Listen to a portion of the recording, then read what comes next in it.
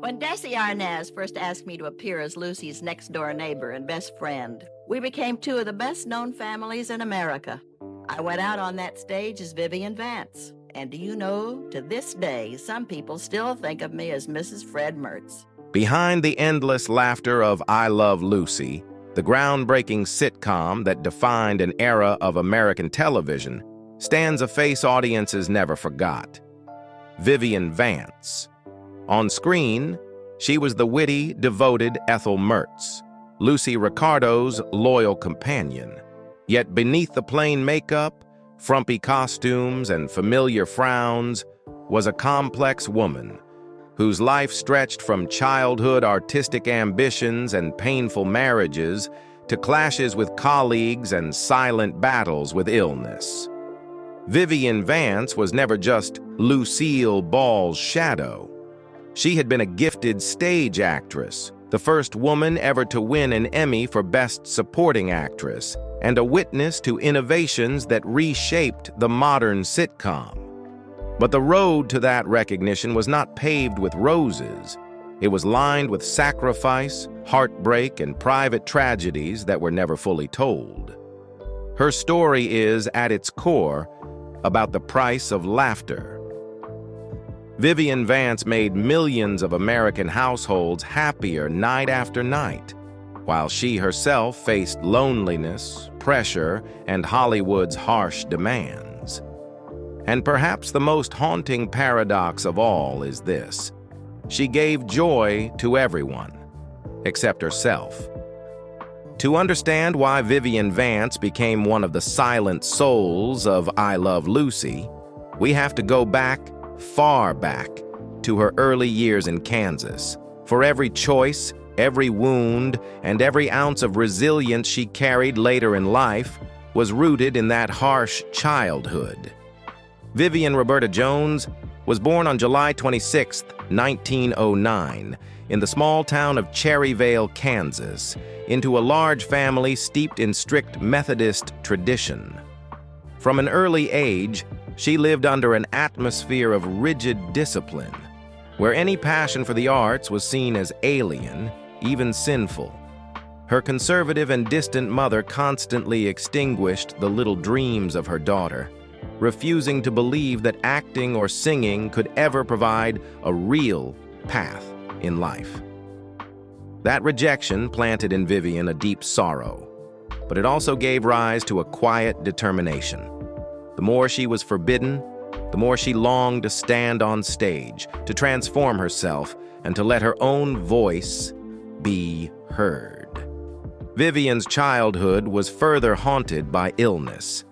As a young teenager, she developed rheumatoid arthritis, the dull, persistent pain weighing down her legs and often forcing her to sit on the sidelines while other children played. Beyond the physical struggle, she endured the sting of ridicule, mocked by peers as different for her love of acting, singing, and living in an imagined world. Many evenings ended with tears on her way home, but Vivian refused to be crushed. Instead, those pains forged within her a quiet endurance, a strength she would carry for the rest of her life. A turning point came when her family moved to Independence, Missouri. There, Vivian met a drama teacher who recognized her sensitivity and innate talent. For the first time, she heard genuine words of encouragement, that her love for art was a gift to be valued, not a secret to be hidden. That recognition changed her life, as if a hand had reached out and pulled her from the shadows. From then on, she found a path, a reason to keep believing in herself. Her determination only grew when she studied drama at the University of Colorado. It was there that she not only learned to control her voice, expressions, and acting techniques, but also how to stand tall under every judging gaze.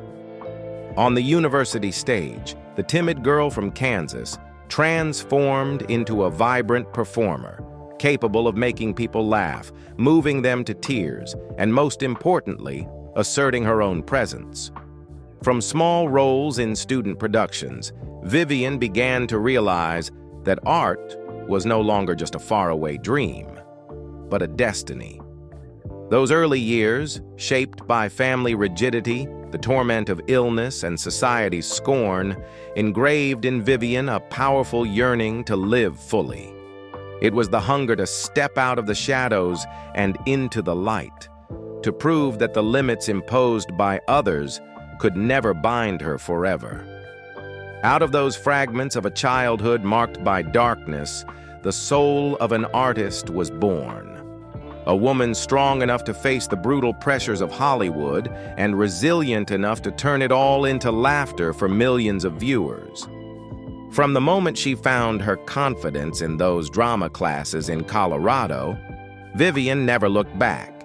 She left Kansas behind, carrying with her all the painful memories to pursue the stage, the only place where she felt she could truly breathe. In the 1930s, while America was still reeling from the Great Depression, Vivian traveled across the country with touring theater companies. It was not a life bathed in bright lights, but one of endless days spent on cheap trains, performing in local theaters or small halls, scraping by with food and lodging, yet fueled by boundless ambition. On those modest stages, she honed her gift for inhabiting characters and her sharp sensitivity to laughter, learning to read every audience reaction like a true performer. Gradually, Vivian's talent began to be noticed. She appeared in numerous plays in New York, inching her way onto Broadway, the dream coveted by countless actors. Productions like Music in the Air and The Voice of the Turtle revealed a Vivian Vance far removed from the image of Ethel Mertz that the world would later know.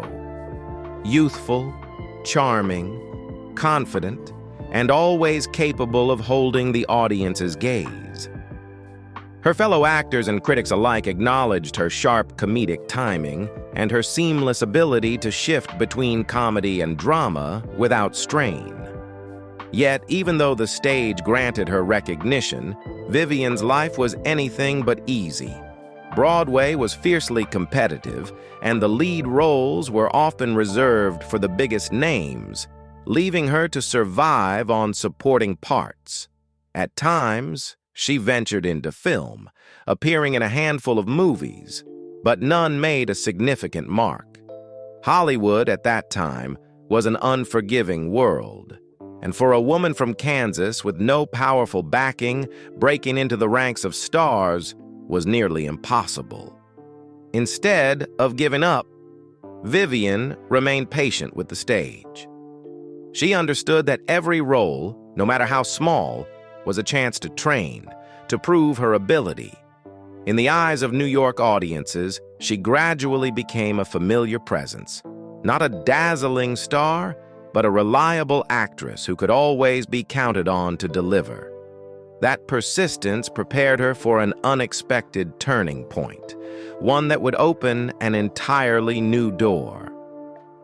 As television began to boom in the early 1950s, producers were eager to find seasoned stage performers to bring onto the small screen, and it was then that Vivian Vance, the woman once dismissed in her Kansas hometown, once relegated to Broadway supporting roles, was handed the part that would change her life forever.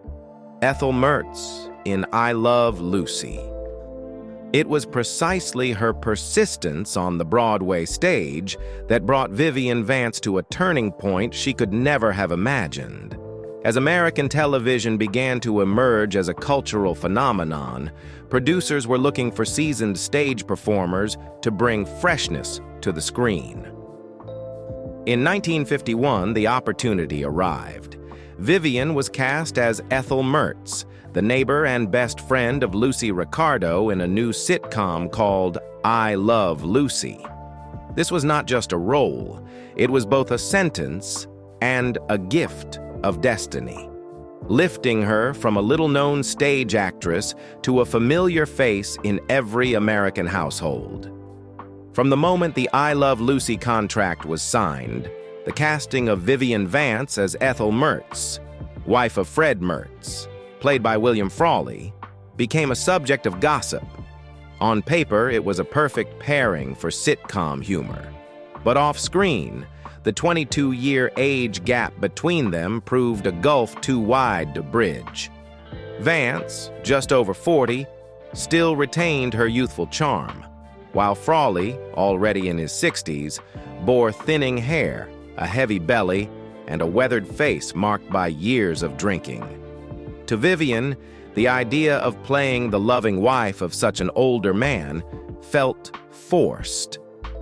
In a casual conversation, she bluntly remarked, "This pairing just isn't convincing." That single comment was enough to ignite a silent war that lasted for years. William Frawley, hot-tempered, easily offended, and long accustomed to the respect given to a Hollywood old-timer, took the remark as an unforgivable insult. From then on, he carried the grudge, treating Vance with cold disdain. No reconciliations, no friendly gestures. The set of I Love Lucy became a quiet battlefield, where Vance and Frawley sparred with cutting sarcasm and biting remarks.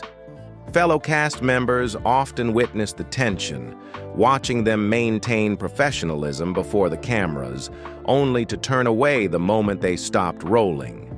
Even the on-screen displays of affection, the hugs, the spousal kisses of Fred and Ethel, were nothing more than performances done to get it over with. Vance often avoided intimacy by turning her head slightly, producing awkward air kisses so noticeable that even the crew remarked on them, though they accepted it knowing the television audience would hardly notice. Ironically, that very tension became fuel for the Mertz marriage. Constant bickering, sharp retorts, and comedic clashes that audiences believed to be natural chemistry between the characters.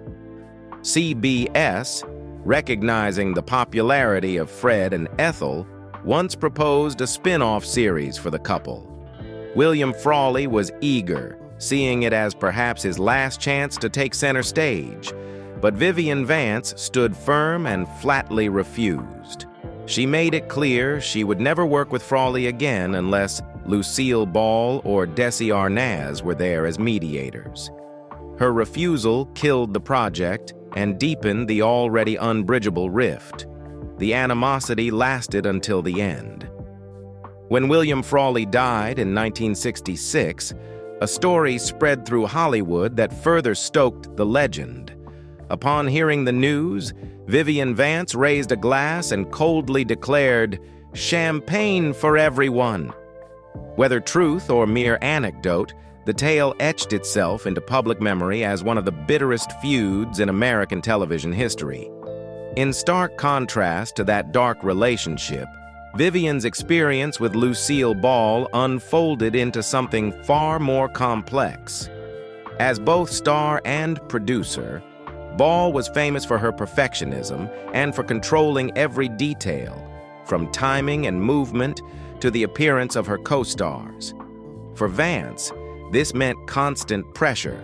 She was required to maintain her weight within strict limits, wear frumpy, outdated clothes, and use understated makeup, all to accentuate the charm of Lucy Ricardo.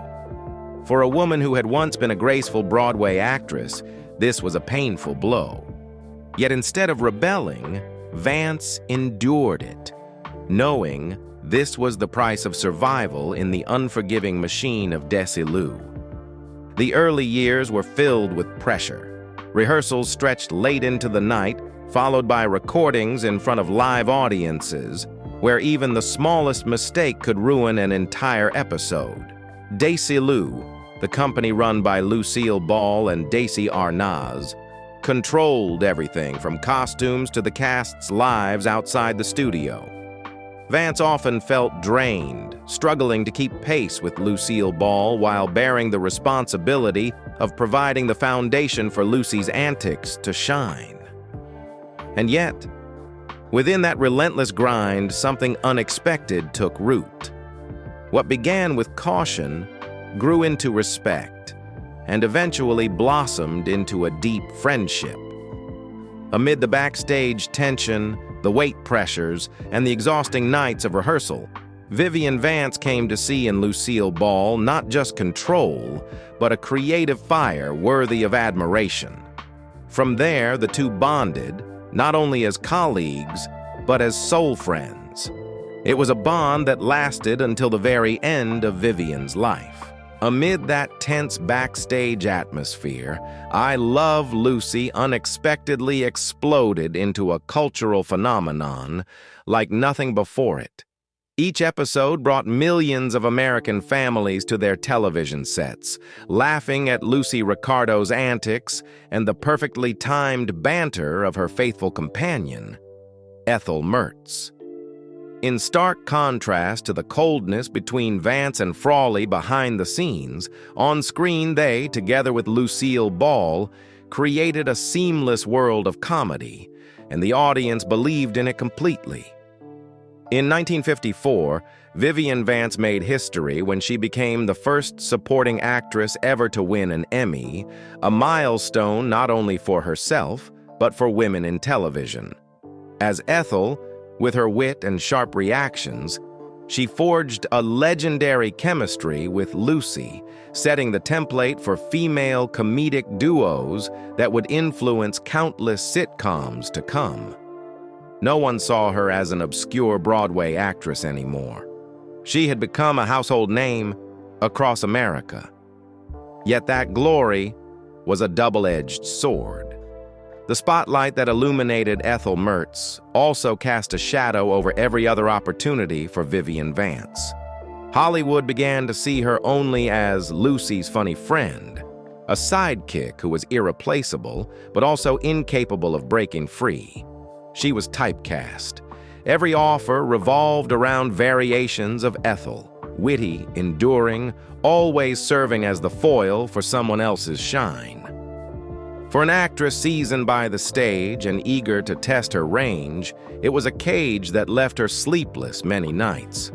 When I Love Lucy officially ended, audiences had little time to miss her before Vivian once again appeared alongside Lucille Ball in follow-up projects.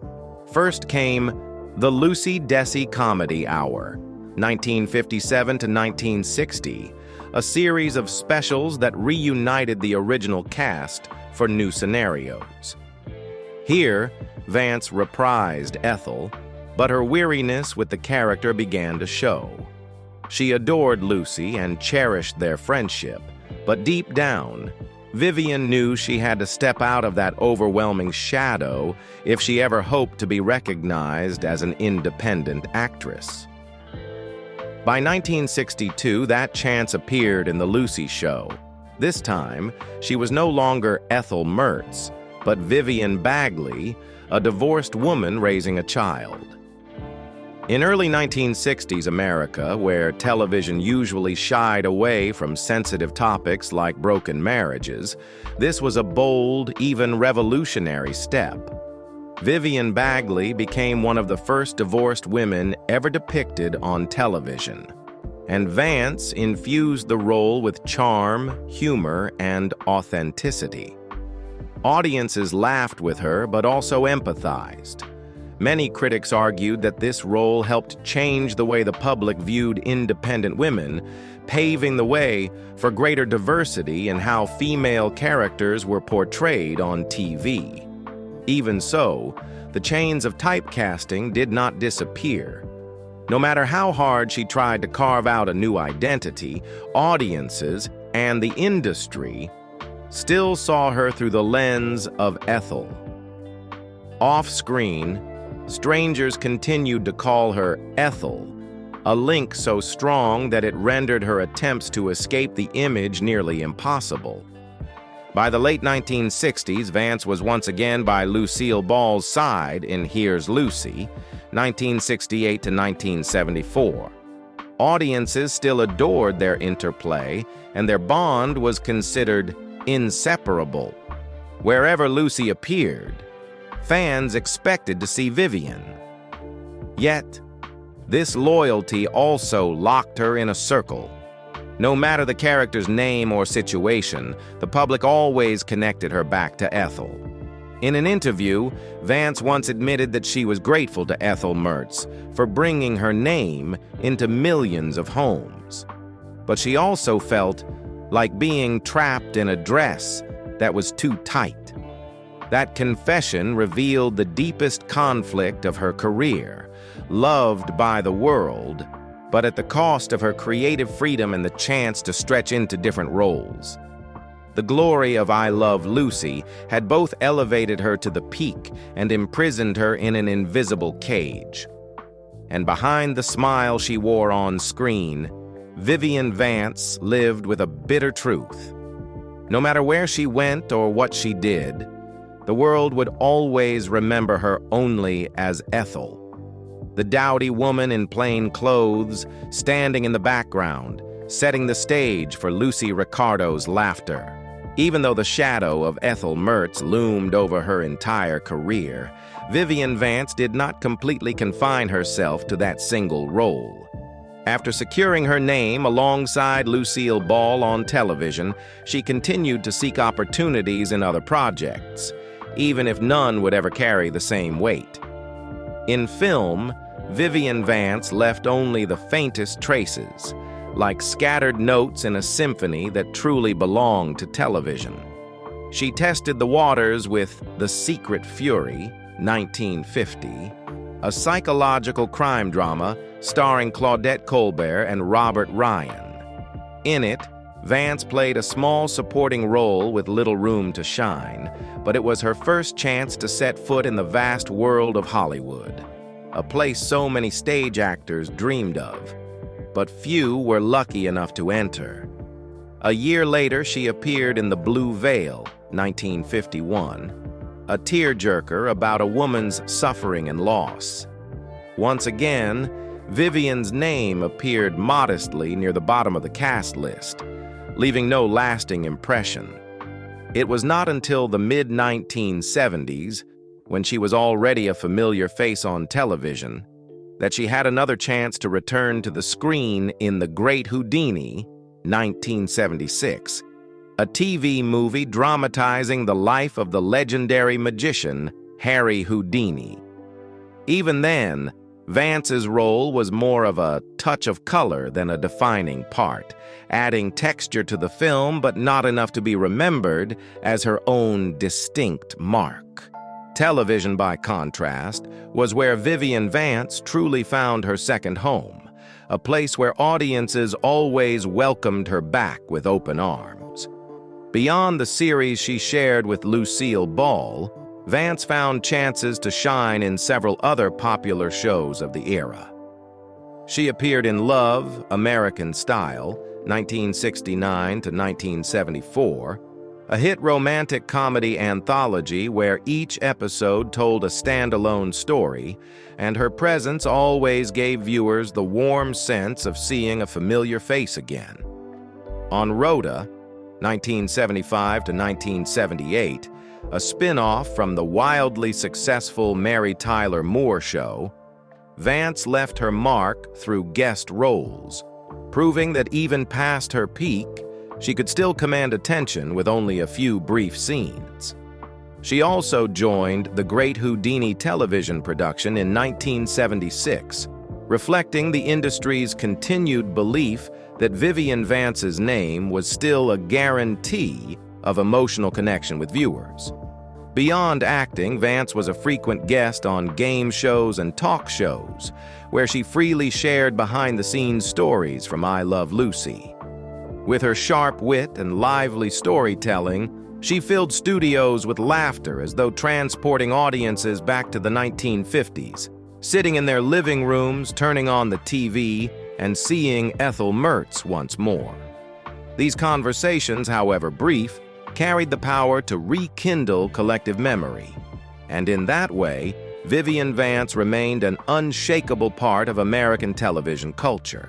Even as her health deteriorated under the grip of cancer, Vance refused to step away from the small screen. In the late 1970s, she lent her voice to projects and appeared in TV commercials, not out of financial need, but because it was the only way to hold fast to that invisible thread connecting her to millions of viewers. For them, she was forever Ethel, the simple, humorous woman who complained yet cared for her husband, and the eternal companion of Lucy.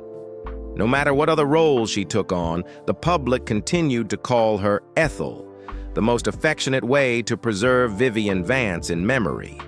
Before she became a television star known across America, Vivian Vance, then still Vivian Roberta Jones, had her first marriage to Joseph Shearer Danick Jr., a young businessman from the middle class. They met in the late 1920s, just as Vivian had left Kansas and was beginning to seek opportunities in the world of theater.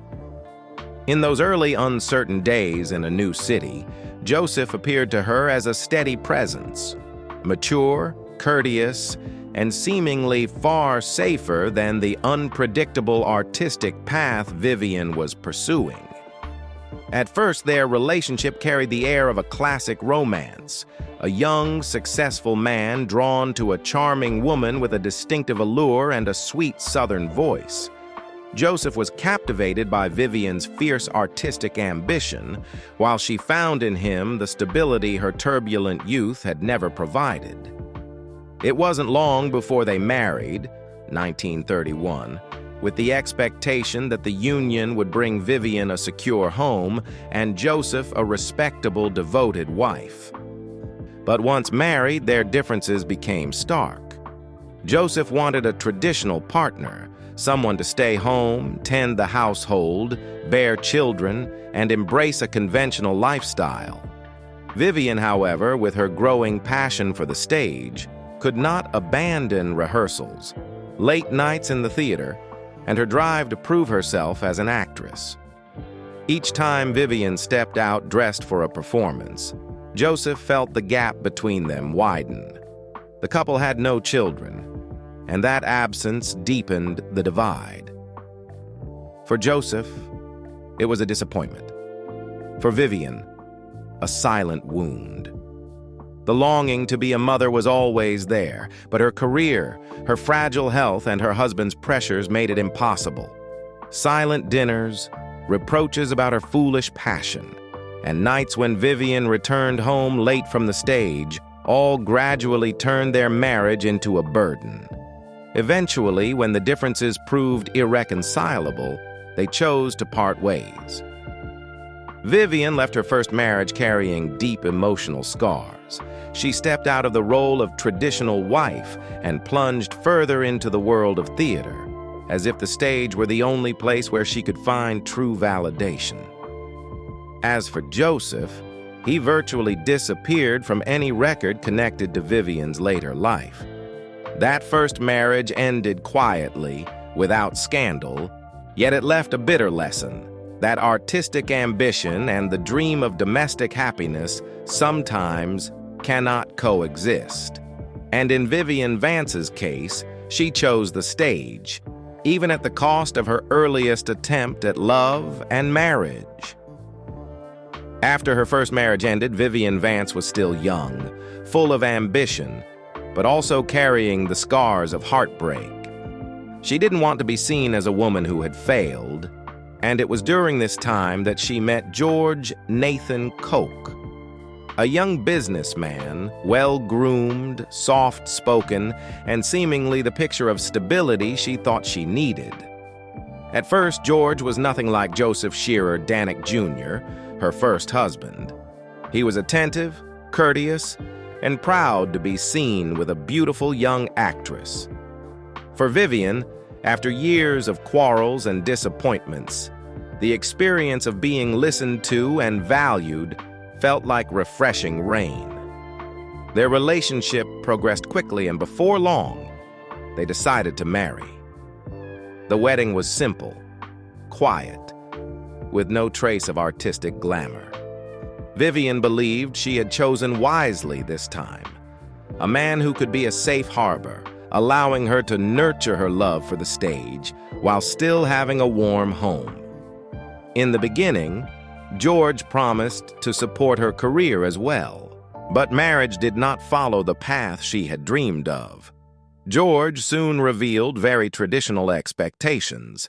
He wanted a wife at home, tending to the family and bearing children. Not a woman chasing the stage and late nights on Broadway. Vivian, on the other hand, was sinking deeper into her art, rehearsing, performing, striving to make a name for herself. The issue of children became another wound. Both longed to have them, but it never happened. For George, it was a crushing disappointment as he longed for a complete family. For Vivian, the inability to conceive brought not only the pain of unfulfilled womanhood, but also intensified the existing conflicts. Family meals turned into cold, silent encounters. George reproached her for being too consumed with work, for not thinking of him. Vivian fired back that he didn't understand her passion, that she could not bury her life behind four walls. Arguments flared, but even worse than the fights was the growing distance between them, where their language was no longer love, but blame and disappointment. In the end, they chose to part ways. There was no scandal, no newspaper headlines, just a quiet dissolution, leaving behind a Vivian Vance broken once more. She left George with a lingering sorrow that perhaps destiny had never meant for her to have a complete family. If her first marriage had collapsed because of conflicting ambitions, her second left her with an even harsher realization. That marital happiness, children, and a peaceful home might not be meant for her. And it was in the depths of that disappointment that she moved on to her third marriage with Philip Ober, where the wounds would no longer be only emotional, but take the form of violence and jealousy, leaving behind scars that would haunt her for years. If her first two marriages had left Vivian Vance with quiet wounds, then with Philip Ober, she entered a truly dark spiral where love turned into chains and marriage became a battlefield. They met when Vivian had already made a modest name for herself on stage, while Philip was a handsome actor with Hollywood ambitions and a polished exterior. At first, his charm swept Vivian off her feet. Ober came across as witty, intelligent, and flattering, making her feel desired. After two failed marriages, Vivian believed this time she had found the companion she longed for, a husband who was both attractive and in the same profession, someone who could understand the pressures and dreams that drove her. Love came quickly, and so did the wedding. In the early months, their marriage played out like a scene from a romantic film. They attended glamorous parties in New York's artistic circles, laughed with friends and colleagues, and appeared to be the perfect couple. On late nights, they would sit together talking passionately about scripts, about their dream of one day appearing in Hollywood films together, walking hand in hand on the red carpet. For Vivian, after two disappointments, it felt as if she had finally found the right partner. A man who was not only handsome but also shared her profession and might truly understand her artistic ambitions. But that glittering illusion was short-lived. Before long, the truth emerged. Behind the suave exterior and sweet words, Philip Ober was a man quick-tempered, deeply insecure, and easily offended. When his career failed to progress as he had hoped, while Vivian began attracting more attention for her stage talent and subtle charm, Ober's attitude shifted.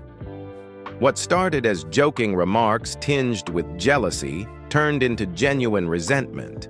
He often compared himself to his wife, belittling her achievements and sneering that she was just lucky rather than truly talented. Admiration turned into criticism, praise into biting sarcasm that cut her deeply. The issue of children added another knife's edge. Vivian could not conceive, a quiet pain she carried with her always. She longed for a small family of her own, but fate closed that door. Instead of comforting her, Ober used her infertility as a weapon. He hurled cruel words that made her feel inadequate, a failure as a woman. The guilt she already carried now grew heavier, leaving her more withdrawn and tormented. From cutting words, Ober escalated to actions. Accounts and recollections later revealed that he not only controlled her spending and monitored her phone calls, but also turned to violence. Vivian lived in constant fear of his jealous stares, his sudden outbursts, and the threat of a blow at any moment. Rather than a source of support, her husband became her jailer, turning their marriage into an invisible cage. On stage, audiences still saw Vivian with her mischievous smile and sparkling humor. But backstage, beneath the makeup, she concealed not only emotional wounds, but sometimes physical ones too. Every burst of laughter from the crowd at her comic timing was, for her, another moment of stifling the sobs that pressed at her chest. Her marriage to Philip Ober dragged on for years, each day layering on more suffering. Vivian confided to close friends that she felt as though she was living in a prison I walked into willingly. She wanted to leave, to divorce him, but fear held her back. Fear of public scrutiny, fear of social stigma in that era, fear of branding herself once again a failure in marriage. And so, she endured, like a bird trapped in a cage, longing for freedom but with wings already broken by the very man who had once promised to love her. At last, when she could no longer bear it, Vivian chose to end the marriage. Divorcing Ober was not easy, but it was the only step left to escape the cycle of violence and reclaim her freedom. The separation left her scarred, fearful of men, distrustful of marriage, and hollowed by the ache of never having become a mother. After her third marriage, Vivian Vance carried many invisible scars. Yet from those ruins, she also learned resilience, guarded her heart more closely, and eventually found a rare measure of peace in her final marriage to John Dodds. After escaping the prison named Philip Ober, Vivian Vance seemed to have lost all faith in love and marriage. She had endured 3 failed unions, tasting every bitterness, from family expectations and incompatibility to outright violence. By middle age, with her career firmly tied to the name Ethel Mertz, she no longer dreamed of a happy ending in her private life. And yet, fate arranged for her to meet John Dodds. John was not a Hollywood star nor a stage dreamer. He was a publisher, a calm, pragmatic man with deep empathy. They met at a social event in the late 1960s. In that noisy room, John was not dazzled by the aura of Ethel Mertz. Instead, he saw Vivian as a person, a flesh-and-blood woman whose smile carried hidden cracks. That simple human gaze left Vivian both unsettled and moved, for few had ever looked at her that way. Their love came slowly, not bursting like fireworks, but steady and warm, like a fire in a winter hearth. They dated quietly, away from press cameras, sharing simple dinners, long conversations about books and art, and even memories Vivian had never dared reveal to anyone else. With John, she gradually shed her armor, allowing herself to be vulnerable, to be loved without fear of judgment. They married in 1961 after Vivian's divorce from Ober. It was not a grand affair, but a simple promise of companionship. With Vivian already in her 40s and reconciled with the fact she could not be a mother, there was no pressure of children. Instead, they focused on building a peaceful, shared life. John never demanded that his wife fit the role society expected, and Vivian no longer had to strain to be someone she was not. In their home in Stamford, Connecticut, their married life unfolded with rare simplicity. Morning coffees on the porch, short getaways far from Hollywood, and quiet afternoons spent reading together. After so many storms, Vivian finally experienced peace within marriage. Peace, however, it did not mean the absence of conflict. Vivian, scarred by past traumas, sometimes fell into fear and doubt. At times, she lashed out in anger, retreating into the dread that all good things would eventually vanish. John, with his patience, chose silence, listening, and yielding. The disagreements existed, but they never became tragedies, because John understood he was not just living with a woman, but also with the ghosts of her past.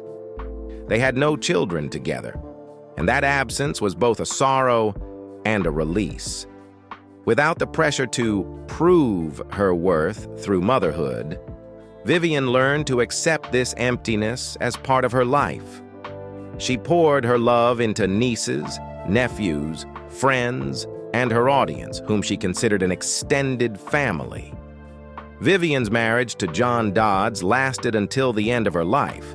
When she was diagnosed with breast cancer in 1973, it was John who cared for her day by day. He accompanied her to treatments, held her hand through exhausting chemotherapy, and remained her only anchor as the disease spread to her bones. This time, there was no bitter parting, no collapse into anger. The separation came only through fate. In 1979, when Vivian drew her final breath at their home in Belvedere, California, John Dodds was still by her side, holding her hand. A peaceful ending, the gentlest she could have hoped for after a lifetime of storms. If her first 3 marriages left scars, her last with John Dodds was the balm that soothed them. It was not perfect, not dazzling, but it gave Vivian what she had always longed for: peace and unconditional love. Vivian Vance's final marriage to John Dodds had given her a rare sense of peace, but fate was not ready to spare her.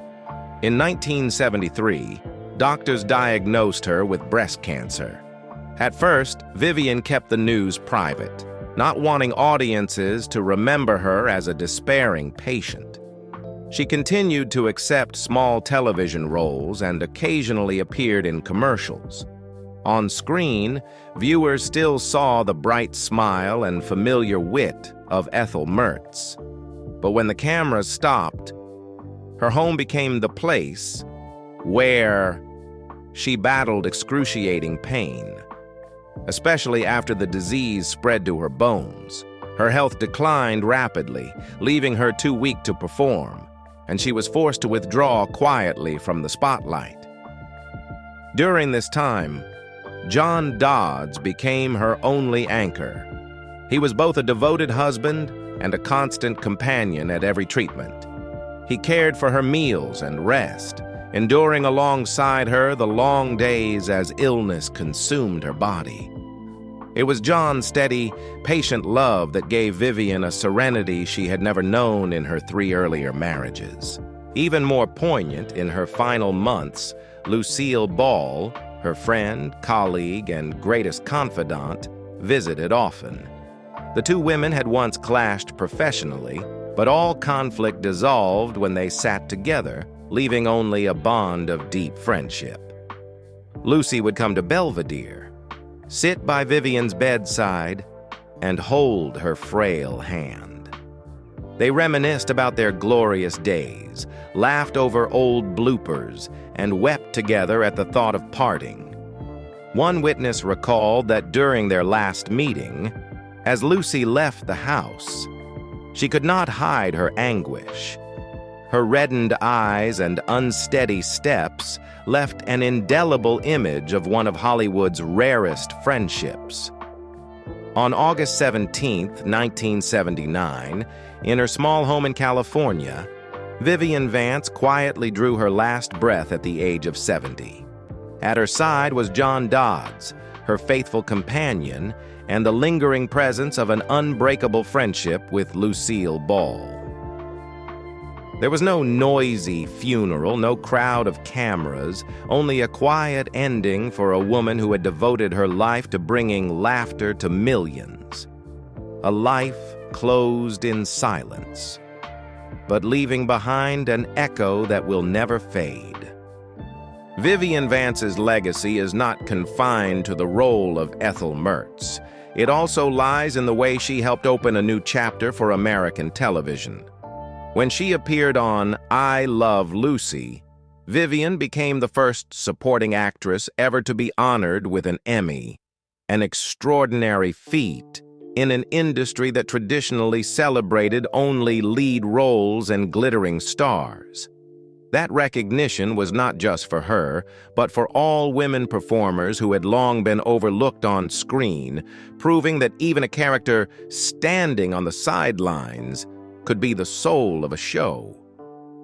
The image of Ethel Mertz, the witty, sincere neighbor, always willing to share in Lucy Ricardo's madcap schemes, became etched into the cultural memory of America. At a time when women on television were often depicted as model housewives, Ethel embodied something different, an ordinary, down-to-earth woman, willing to argue with her husband, willing to throw herself into chaos.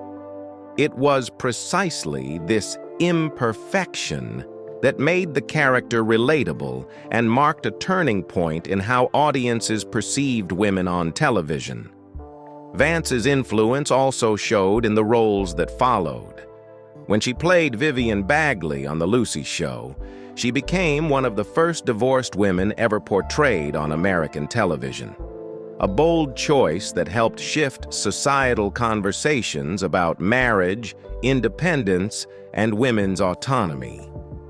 Although that role never surpassed the shadow of Ethel, it stood as proof of Vance's pioneering spirit in breaking stereotypes. Today, Vivian Vance's name continues to be celebrated through exhibitions, memoirs, books on television history, and the countless reruns of I Love Lucy. She has a star on the Hollywood Walk of Fame, an honored place in the Television Academy Hall of Fame, and millions of viewers, both older fans and younger generations, still laugh, still see glimpses of their own childhood in those old episodes replayed on television or streaming platforms. Vivian Vance's greatest legacy is not that she was ever a top-billed star or a box office sensation. It is that she turned laughter into something more enduring than time itself, a force that could ease pain, mend memories, and bring people together. In the history of American television, Vivian Vance will forever remain the embodiment of the best friend, a figure that never fades. Vivian Vance's life was like a long play. On stage, the lights shone bright and laughter filled the air. But behind the curtain lay silences few ever touched. She did not need ostentatious glory to become immortal. It was her perseverance, her courage, and the quiet way she left her mark that ensured the name Vivian Vance would never be forgotten. Perhaps what lingers most in the hearts of fans is not her lines or her awards, but the sense of warmth and familiarity she planted in the memories of millions of families. Vivian Vance is gone, yet each time laughter rises from those old reels, she returns, gentle and enduring, as if she had never left. Have you ever thought that behind an endless smile might lie a heart full of scars? When you think of Vivian Vance, do you feel the ache for a woman who brought joy to everyone else but so rarely kept it for herself?